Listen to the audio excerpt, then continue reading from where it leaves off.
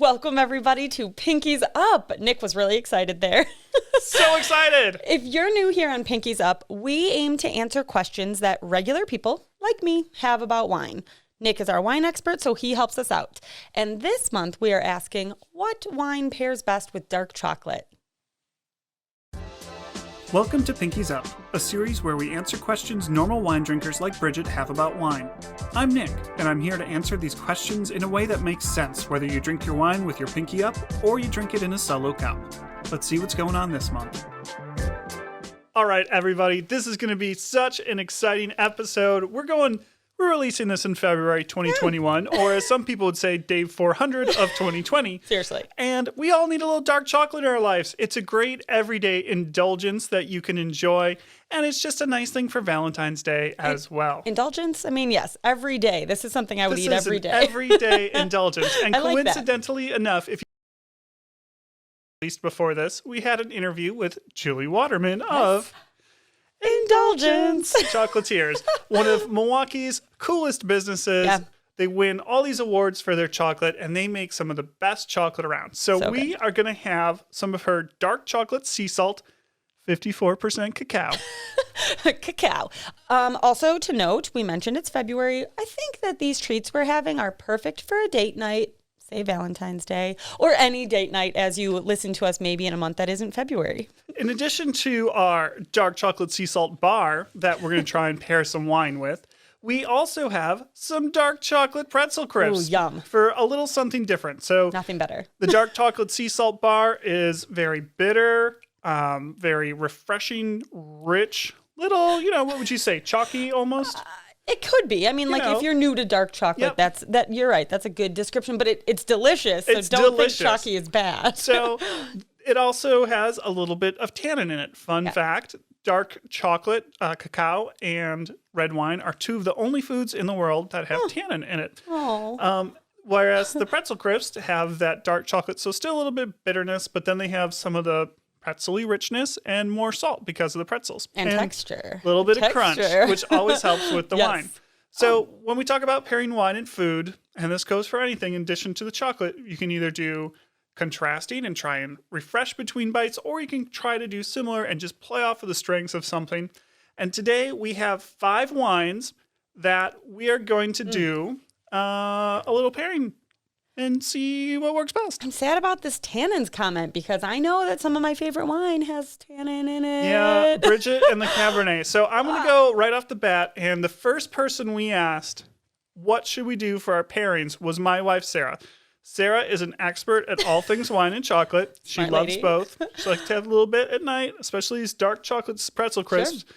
She said, Nick, you cannot do this episode without the pretzel crisps. I said, okay. I like your style. We're kind of working on one of my favorite things here. It's a charcuterie board. Oh, you guys, we were just chatting off air about this, and I think this is maybe the best idea ever, right? Like, we know charcuterie boards. They're the best thing ever. I would eat them for dinner every night. But we're going to call this a charcuterie board. And I think we just should have added some dark chocolate covered strawberries. Something else. Maybe like some Tigger Tails. What's that? You don't know Tigger Tails? Isn't that a donut? Oh, God. No. So you go to the German chocolate shop in Epcot in Walt Disney World and get your chocolate covered strawberries. They're so good there. And then the Tigger Tails, the long pretzel rod with the chocolate on the end of it, and then some white chocolate wrapped around the outside. Yum. So you get a little bit of sweetness from the white chocolate as well. My favorite chocolate dip pretzels, sorry to these dark chocolate pretzels, are Anderson's. Anderson's are delicious. Them in Richmond, Illinois. So we're going to start with my wife's the shape of this bottle. Which is Pinot Noir. So, yeah, Bridget. Not Bridget's favorite wine, historically, if you're new to me. Historically, Pinot Noir is not. If you're new to Bridget. If you're new to me, welcome. It's me. She likes her hot drinks hot, her cold drinks cold. And Cabernet. Here we are. All right, so this Pinot Noir is Les Charmel. It's from France. It's about $10 to $12. Everyday great wine. We're trying to go with the everyday indulgences type of wines. Yeah. Cheers. Okay. Cheers. I'm drinking in my very important Pinkies Up glass. So this is just a nice light Pinot Noir with a little bit of nice bright red fruits. This is a nice everyday wine. So It's actually, I like this for a Pinot. Okay, Yeah, sorry. so trying to balance out the idea of let's try the richness of the chocolate with a lighter red wine. Okay. So let's... What are we doing first? Sarah Pretzels? suggests dunking the pretzel into What? the wine. Yeah, she says this is the way to do it. Dunking food? Do you normally Like dunk Oreos food? and milk. But do you dump... Is Don't, there other Bridget, food you put you're in not your above wine? this. Nope, I'm not above anything with chocolate and wine. This is still the first time I've ever dunked food in my wine, to be clear. Purposefully. Okay, yeah, on purpose. Okay. I think this is good. Oh, okay. You get to hear me crunching. This is surprisingly better than I thought. I will hold my judgment back. I like the Pinot Noir with it because it is light. It's just refreshing. It adds a little bit of fruit to the chocolate. It's kind of like when you do... I like raspberries and chocolate, where it's not a super sugary sweet fruit. Yep. It's just a little bit of bitterness. Don't know why I'm dipping this back in my wine. It's refreshing. It adds a little bit of wetness to the thing. But it doesn't absorb. It's just kind of repelling on the chocolate. All right, let's try it with the bar. Nope, I'm still dunking pretzels.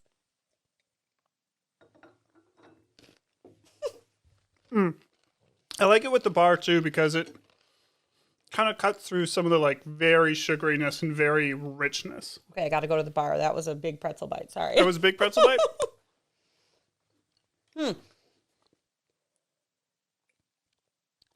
I think this just does the same that we talked about with the pretzel, that it just adds wetness. Yep. I know that sounds silly, but it makes it refreshing because it's just washing down your chocolate, I know that sounds, but your mouth gets coated in chocolate, and this just kind of is a nice wine to rinse it down. Some people like to do Chardonnay or Pinot Grigio white wines. Those don't have tannin. You might say, Nick, why don't you pull any dry white wines? Mm-hmm. And quite honestly, it's because I don't think the flavors go well with chocolate. I think red fruit goes well with chocolate. Black fruit goes well with chocolate.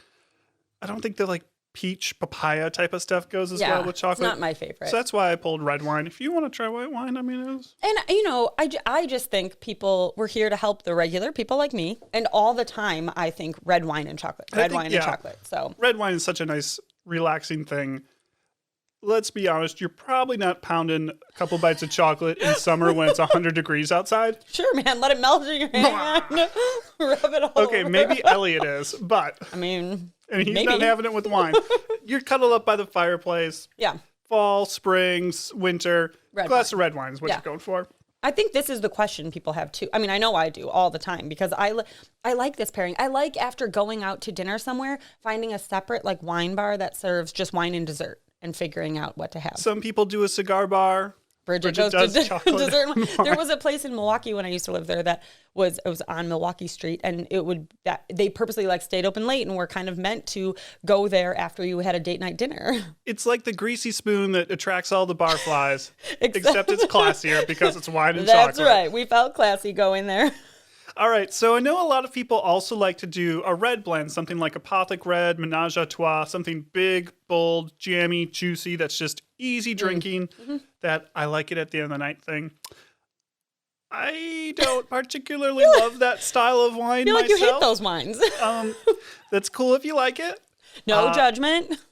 I'm happy you like it. It's just not my thing. In our stores, we kind of try and represent wine that has a little bit more art put behind it.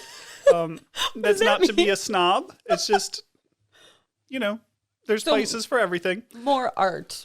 Made more complicated way? Or what do you... Made with a little bit more respect to the soil that the grapes come from, and winemaking skill and not computer skill and Frankenwine.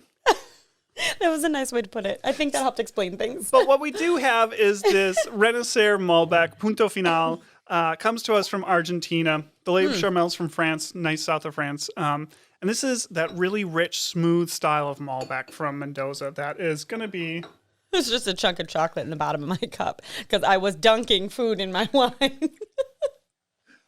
So this is going to have those big blackberry, big violet type of things. Really rich, really smooth. Where the Le Charmel was light-bodied, this is going to be richer, fuller-bodied, but not so much tannin like this Cabernet we're going to have. So we're going to kind of go with do we like a richer red body with this, or do we like something a little, lighter? I'm starting with the chocolate bar. I have to get a jump start on you. I don't, I savor my bites. Savor those bites.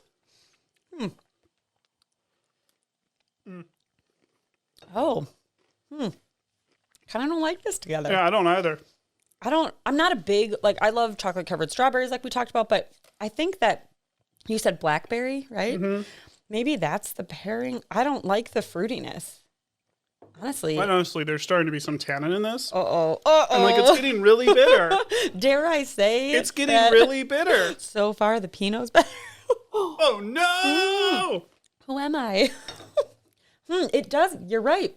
It just is bitter. like on the back end. Yes, on the back of the tongue. It's so bitter. Ooh. That surprises me because, judge me if you want, people, but before I met Nick, I drank Apothic all the time and Menage a Trois because I was like, I don't know, this is easy. And then you said, I can buy cheaper wine. That's better. That's better and doesn't have all the sulfites and Less all the headaches. crap in it. I do now when I'm at a store that isn't like Geneva Country Meats, I'm like, which wine would Nick tell me would give me a headache and which one wouldn't? I always forget. There's a lot of things you can do that make industrial wine. Well, I need a list of industrial wines so I know not to buy it. Can you make me a business card size for my wallet?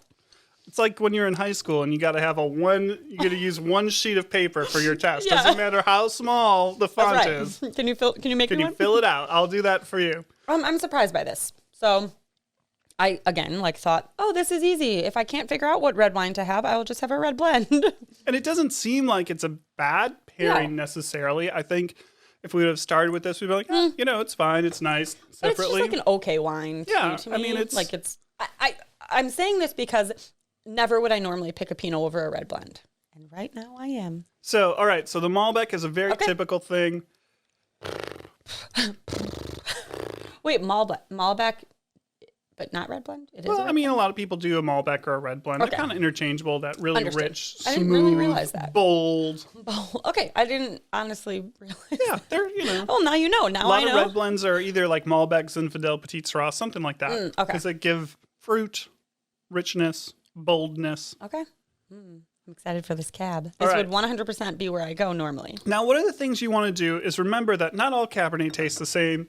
Not all Malbec tastes the same. Not all Pinot Noir tastes the same. There is Pinot Noir that has tannin, so look for a lighter Pinot Noir if you're doing this. So how would someone know it's a lighter Pinot Noir? Look for a lower alcohol percentage. Okay. Don't buy Miomi.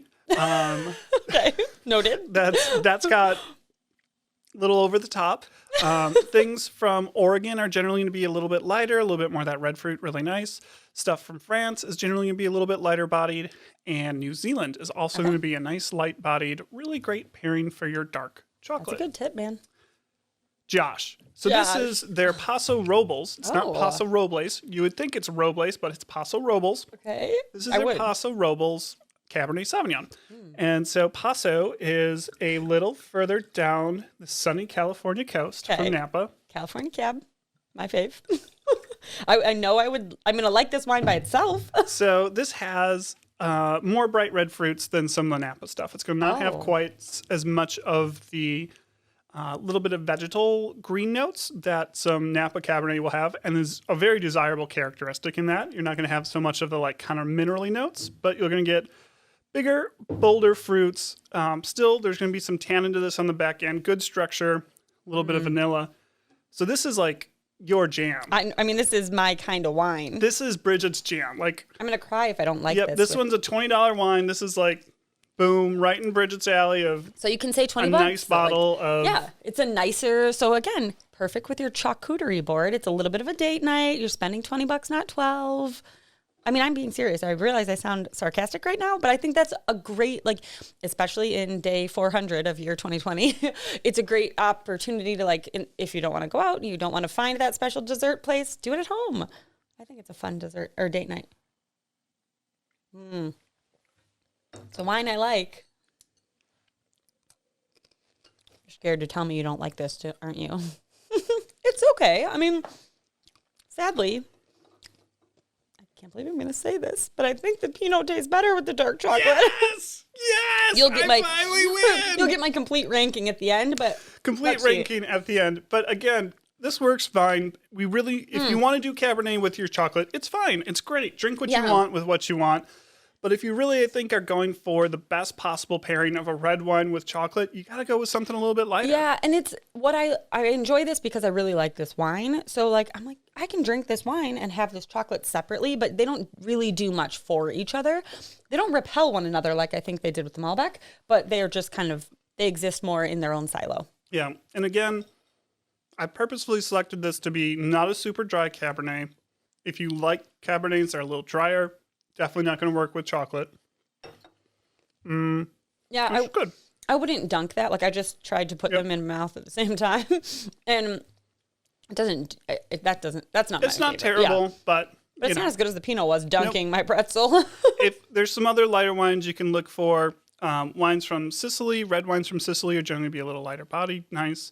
Grenache-based blends from France, Gamay, Beaujolais, things like that. Better with chocolate, a little lighter. A little bit lighter, they're going to work just fine. So you can look for those too. Yeah, I like this one. Maybe I would get this as my second bottle for my date night. We'll see. I know where we're headed next, though. So now we're going to try out the idea of let's just put some sweet dessert wine with the chocolate. And Nick has changed my mind before with port, which is where we're heading next. I've never been a real port drinker because I've never really understood it. I mean, to be honest, it's not, to me, you don't like, hey, I'm going to sit down and have a glass of wine. Hey, I'm going to sit down and have a glass of port. Those aren't like necessarily interchangeable to me. You know, maybe if you went to the cigar bar instead of the wine bar, they would have port there. and no wine. Port, cigars. Port and whiskey. Grand Marnier. Tyler. See? Great night. So we actually just did a virtual wine pairing dinner with our friends at Simple Cafe, featuring Rieslings, this last Riesling we're going to do. And they did this goat cheese course, baked goat cheese course, that kind of threw sugar on sugar on sugar on sugar. And it was delicious. So good. Everyone we talked to loved it. So we're going to try it out with this and just see if, this still works. So first we'll do the port. This is a Tawny Port. And we were talking about this too. Like port to me, I don't drink much of it at a time because it's so sweet. So how long, like wine, I had to drink quick before that bottle goes bad. What about port? Yeah, like that's a problem for you. What? I am disciplined. How long will port last? Port will last about a month to 2 months in the refrigerator. In the fridge once you open it? So it does just fine. That keeps it longer. A couple weeks on the counter. I was like, I don't know. The more you have in there, the better it stays because there's less oxygen in there. Okay. So it keeps a long time. So it's nice to have around the house for.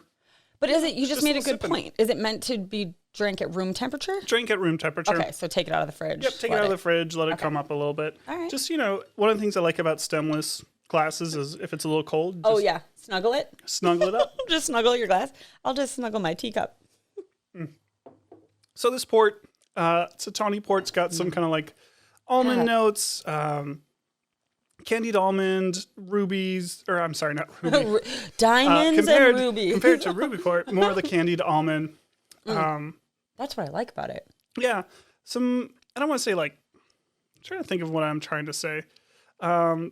There's a specific fruit I'm thinking of and I'm blanking. Let me have some chocolate. Let me try some more. Excuse me. This is like, to me, maybe even the dessert on the dessert. So this is great with the chocolate. It is so good with chocolate. This is very good. So sweet on sweet. Never normally would be my jam, but that's good. It's like very refreshing. And actually like, whereas I think you said the wine kind of repelled the liquid? I feel like this goes together. It does. I had the chocolate bar in my mouth with this, and it made it feel like creamy. Yeah, almost like truffle in some ways. Like it almost made a ganache. You know what I mean? As you're eating it, we're making a ganache in your mouth. Sounds gross. Super delicious. Pulling it together. I think what really pulls it together is the sea salt. The sea salt on it actually really helps with the sweetness too. So this one to me. A+ with the candy bar or the chocolate bar. Yeah, I agree. A little different with the pretzel. It's fine with the pretzel, but that with like a good candy bar. So from somewhere like Indulgence, awesome. Is this expensive? That one's like $12. What? $12. I feel like port to me has always been this like terrifying expensive thing that I could have one sip of and then be done. Well, there is terrifyingly expensive but ports. Like this is better than I feel like. Yeah, it's very good. The cool thing about port is like you can get birth year ports. I have a case of port from my birth year. We're not going to talk about exactly how old it is. He's so old. So old. He's younger than me. Maybe. It's delicious. It gets better with age, so it's fun to keep around. It's actually, especially if you start early, it's fairly affordable to have around and keep forever because it lasts forever. Forever. It's so good. So good. So great with the chocolate bar. Okay. And then I thought this might be a little bit better with the pretzels because you get a little bit, this has got more of the like peach and honey notes than the like red fruit and almond notes. Okay. So this is a Baron Auslese. Yeah, Nick is constantly surprising me with clawingly sweet wines that I think I wouldn't like. But I was part of the wine dinner that we did this tasting for, and this one was, it was a surprise. I can't say again I'm going to drink a whole glass of it, but it was a nice little treat at the end. I don't think anybody other than Tyler can drink a whole glass of it. No one except Tyler could slam a bottle of it. Just kidding, everybody. So, so this is a Baron Auslese, a very late harvest picked recently when there's a ton of sugar in the grapes. They raisin up a little bit, so it really concentrates all that sugar in a small amount of water, small amount of grape. That is so refreshing. What this does... Serve it ice cold for sure. Perfect for me. What this does with the chocolate is refresh and, brighten it, if you will. That's good. The sugar with the, The problem with this, it tastes like juice, which is my issue with all sweet wine, is like, I'll just chug this juice. It's so delicious. And then you just want to vomit. That's great. It's great in a totally different way. It doesn't do anything that any of these other wines did. Make it creamy. It didn't wasn't dippable, but it was just honestly, this would be a great as the very last thing. Yeah. It feels completely like it cleansed my palate. And I think if you have someone that really only wants to drink white wine, you're probably not going to find a Baron Auslese sitting around. It's hard to find. It's more expensive. Yeah, these are very hard to find. I didn't realize that. Yep, very hard to find. That one's $20 for a 500 ml bottle, which is a steal. Yeah. But do the math out, it's a $30 750 milliliter bottle, so it's not exactly cheap. Yeah, but it's great for a date night. And you're also not going to drink that much of it because it is very sweet. You will have gut rot. My God. Will this last any longer? Yeah, this will last because of all the sugar in it. It definitely will last in the refrigerator for 2-3 weeks. Okay. Oh, so you'll drink it over that time. So it's totally worth the money. I think it's great for a date night. This was a really interesting pairing to me. Hey, Bridget, I actually got one surprise left for you. Oh no! Do you see if you're watching a video, you all just saw my face drop. Oh my God! You guys. We have are we pairing this? Of Maplewood beer to go with this. So if you listen to the last episode we released before this with Julie Waterman, she said her preference for pairing, she said she loves wine. They're all her favorites. She's more of a wine drinker. She can always pair something that always goes well. But she thinks beer often pairs better with chocolate. What? Wait, but this is not just normal Maplewood. This is Oktoberfest. This is my favorite Maplewood. So what she pointed out was that chocolate has sweetness and bitterness. And she very astutely pointed out that the bitterness and the tannin in chocolate don't often go with the bitterness in in red wine. Beer doesn't have tannin, but it has malt, which is sweet. Oh. And the bitterness it does have is hops. Oh my gosh. So it's a different type of bitterness that brings some fruit to it. I don't believe this though. So Julie suggested maybe try some beers. So the obvious one to try is an amber, but who would have a boring old amber when you could have an Oktoberfest beer? When Bridget's here, and we know she loves Oktoberfest. I was so excited really just to see this can because I knew what it was. This is really, my mind is a little bit blown here. This is a teacup full of beer, everybody. So we're usually, a wine-based podcast. Not today. We're going to try the beer. We're going to see, does this work better or worse with the wine? So excited about this. / terrified. You know what it's great with? The pretzel. I guess it just tastes like Oktoberfest. Tastes like Germany. Tastes like Germany. German style beer, German child's chocolate, German style pretzels. Yum. I have no complaints. I don't know how to pair things with beer in any sense of the word, but this was better than that Malbec was with chocolate, in my opinion. So I I'm going to have to try it with the candy bar. Or why do I keep calling it a candy bar? Am I in Willy Wonka? I think it's better with the pretzel than the bar. Yeah, because it's Oktoberfest.